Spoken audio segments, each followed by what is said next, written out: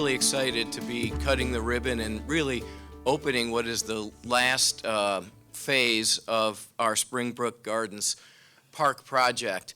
And so we want to thank everybody for being here first off, and I hope some of you come back. I know some of you have been enjoying this park for several years now, and this just this building will just add to what the enjoyment that many have already experienced.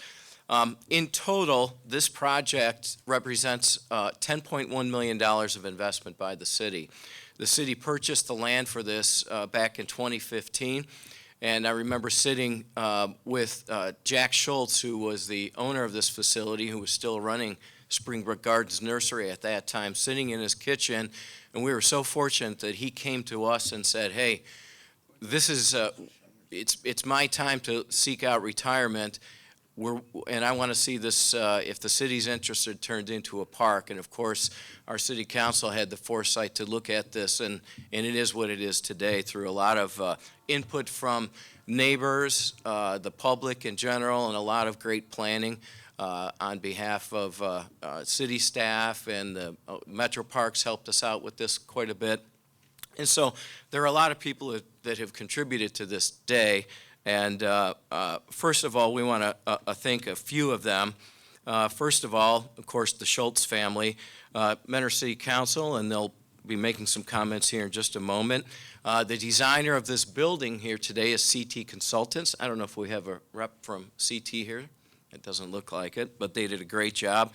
And by the way, we'll be inviting all of you in to take a look around. There will be an open house here from 12 to 2 today. And there are additional open houses that are scheduled, and you can find that information on our website. Zerby Construction, and Bob Zerby is here with us. Mr. Zerby, let's give him a hand. Zerby Construction built this facility. It's fantastic. They did it in record time, really, and had some real challenges along the way, of course, with inflation happening during the course of the project and difficulty in finding materials and delivery, but they got it open on time and on schedule, and we're really happy about that. As a side note, Zerby Construction is also the company that built our city's amphitheater. So they've made quite an impact on our community so far. We also want to thank Senator Jerry Serino and our State Representative Jamie Callender, who provided $500,000 in grant funding for this project. This building itself is a little bit over $2 million in investment, so we appreciate their efforts. We've had additional partners. Of course, many of you who have walked these grounds have already seen the stream enhancements that have taken place out here, and the wetlands, over 3 acres of wetlands that have been created. We received over $250,000 for those projects through the Ohio EPA in partnership with Chagrin River Partnership, which we've been great allies with for many years and done some great projects in our community, and this is just one great example of that. And also, finally, we want to thank the Arts Commission of our city's Art Commission for the lovely fountains in our fishing pond here. We want to thank Susan Petronell and Jacqueline Sayeski, who are here with us today, for that contribution. Let's give them a hand as well. And by the way, those fountains have lights on them that will alight in the evening if you're walking in near that late night. So I'm going to turn it over to City Council President Matt Donovan here in just a minute, but I did want to make some comments about a nod to history. And of course, this was a nursery, and our city was at one time thought of as the rose capital of the world. And as you walk through this building, you'll see a fireplace with a very beautiful mantle. And that mantle is constructed of hand-cut stone that was a part of the blocks that were a part of the Daniel Sawyer House. The Daniel Sawyer House was built in 1843. It was one of the only stone structures in Lake County. And the city was intent, while we couldn't stop the demolition of that building, we were able to secure all of the stone. So that's one example of how we're using that and there'll be other projects around the city where we will use it as well. But that stone structure was originally actually purchased by Elmer Schultz in 1923. Elmer Schultz began Wayside Gardens Nursery, which was on the property on the south side of Menor Avenue, in 1916. And at one point, that was the largest mail-order nursery in the country. At one point, they sold over 6 million plants annually.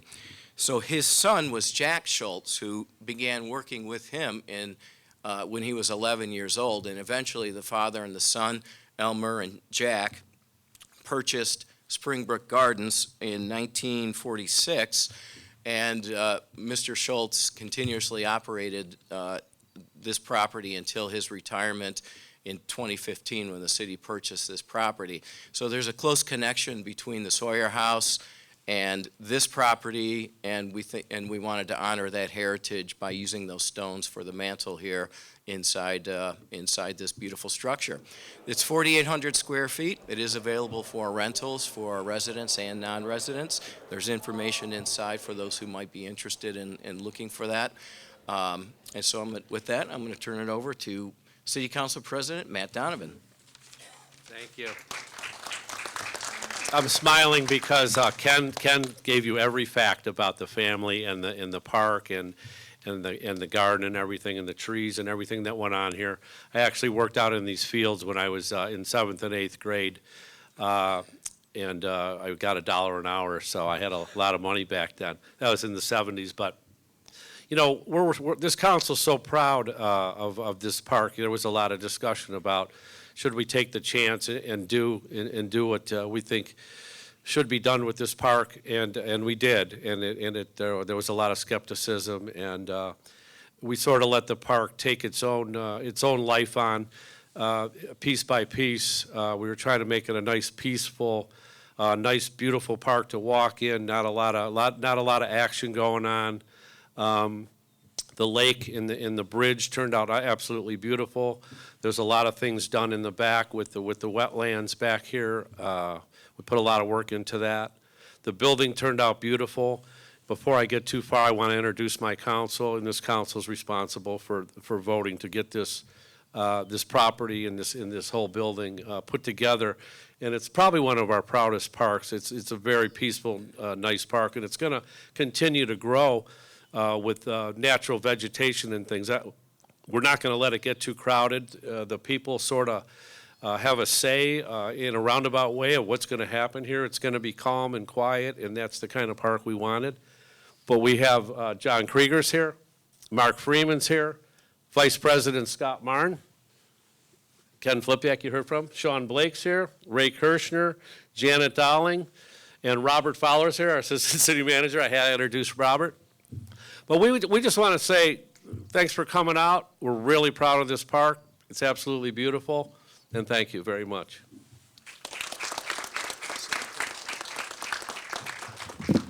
We're going to hear as well from Sean Blake, the Ward 1 councilman, in whose ward you're now residing. But I want to mention one other person here, which is Ken Kaminsky, who's our Parks and Recreation Director. Ken has overseen the entirety of this project, and it's turned out fantastic. And he's the busiest guy in our city right now. Been preparing for the opening of the Menor Rec Center on July 1st, as well as all the other projects in the park system that you've come to enjoy. So if we could get a hand for him as well. Councilman Sean Blake. Thank you, everybody, for coming out today. Thank you to council, administration.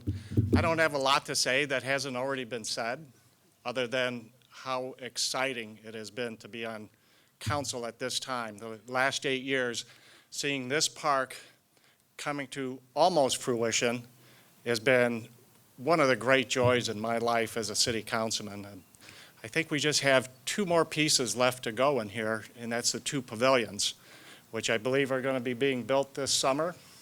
And so those will be here.